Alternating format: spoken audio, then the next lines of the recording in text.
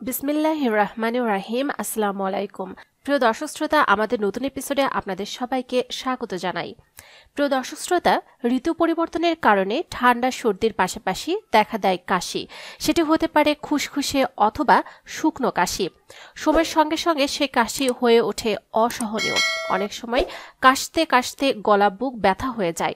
ঠান্ডা সর্দি দ্রুত সেরে গেলেও কাশি ভোগায় দীর্ঘদিন। দেখা যায় অন্তত 2-3 সপ্তাহ কাশির রেশ থেকে যায়। আবার অনেক ক্ষেত্রে অ্যালার্জি, অ্যাজমা, অ্যাসিড রিফ্লেক্স, শুষ্ক আবহাওয়া, ধূমপান, এমনকি কিছু ওষুধ সেবনের ফলেও কাশি হতে পারে। কফ জমাট বাঁধার মাধ্যমে কাশির তীব্রতা বাড়তে থাকে। কোনো রোগের লক্ষণ হিসেবেও অতিরিক্ত কাশি হতে পারে। তাই কাশি দূর করতে প্রথমেই অ্যান্টিবায়োটিক ওষুধ খাওয়া উচিত নয়। কিছু ঘরোয়া পদ্ধতি অনুসরণ করলে সহজেই কাশি থেকে মুক্তি পাওয়া যায়। সেক্ষেত্রে আপনাকে সাহায্য করবে লবঙ্গ। আজকের এপিসোডে আমি আপনাদের জানিয়ে দেব খুসখুসে কাশি এবং শুকনো কাশি দূর করতে লবঙ্গ কিভাবে খাবেন। তাই আমি আপনাদের অনুরোধ করব ভিডিওটি না টেনে সম্পূর্ণটি দেখুন।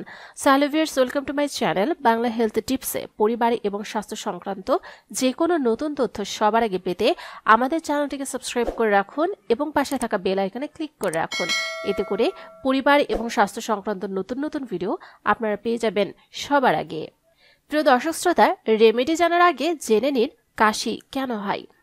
কাশি হওয়ার অনেক কারণ আছে। অনেক সময় ফুসফুসে সংক্রমণ, নিউমোনিয়া, যক্ষা ইত্যাদির কারণেও কাশি হয়ে থাকে। তবে দীর্ঘদিন কাশি থাকলে বুকে ব্যথা সহ শ্বাসকষ্টজনিত বিভিন্ন সমস্যা দেখা দিতে পারে। তাই অবহেলা না করে দ্রুত চিকিৎসকের পরামর্শ নেওয়া উচিত। এছাড়া আরও অনেক কারণে কাশি হতে পারে, যেমন সাইনাসের সমস্যা থেকে নাকের প্রদাহের কারণে দীর্ঘস্থায়ী কাশি হতে পারে। আবার ধূমপানের কারণেও খুসখুসে কাশি হতে পারে। তাই যারা ধূমপান করেন তারা যদি কাশিকে দূর করতে চান তাহলে আজ থেকেই ধূমপান ছেড়ে দিন। খুসখুসে কাশি হলে মুখে এক টুকরো লবঙ্গ রাখলে তা কমে যায়। এছাড়া গলা ব্যথা হোক বা সর্দির সমস্যায় লবঙ্গ চা পান করলেও অনেক উপকার মেলে। লবঙ্গের গুণে সর্দি কাশির সমস্যা থেকে দ্রুত মুক্তি পাওয়া যায়। লবঙ্গ একটি মশলা হলেও এটি স্বাস্থ্যের জন্য অনেক উপকারী একটি ভেষজ। লবঙ্গে প্রচুর ম্যাঙ্গানিজ থাকে, যা শরীরের ভালো এনজাইমগুলো পরিচালনা করতে সাহায্য করে। ফলে হাড় মেরামত ও হরমোন তৈরিতে সহায়ক হয়। ম্যাঙ্গানিজ একটি অ্যান্টিঅক্সিডেন্ট হিসেবেও কাজ করে, যা আপনার শরীরকে ক্ষতিকারক ফ্রি রেডিকেল থেকে রক্ষা করে।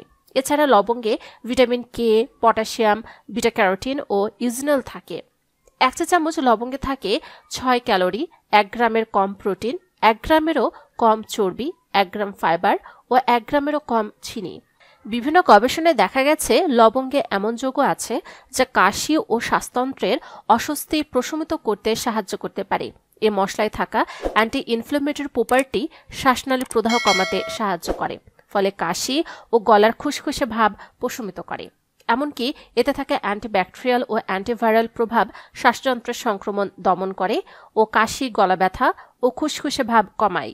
লবঙ্গ শ্লেষ্মা পাতলা করতে সাহায্য করে ও তা বের করতে সাহায্য করে।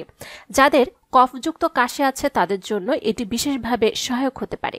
এসবের পাশাপাশি লবঙ্গ ব্যবহারে মুখের দুর্গন্ধ দূর হয়। ব্যাকটেরিয়ার কারণে মূলত এ দুর্গন্ধ হয়, তবে মুখে লবঙ্গ রাখলে সে সমস্যা আর হবে না।